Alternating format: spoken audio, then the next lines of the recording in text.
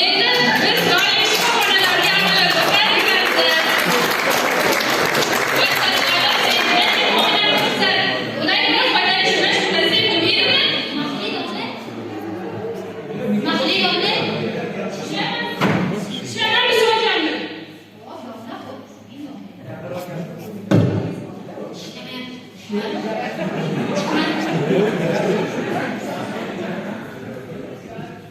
Xuddi shu paytda ushbu kasalxonaning qaysi korxonasida operatsiya jarayoni ketayotgan edi.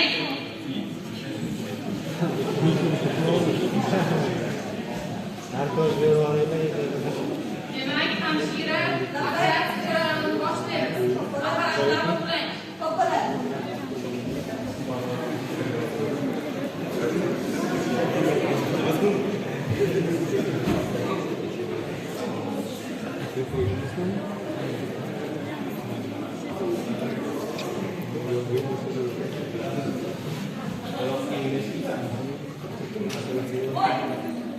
Doktor nima dedi? Apparat ishlayapti. Nimaga ishlamaydi? Boshlayotgan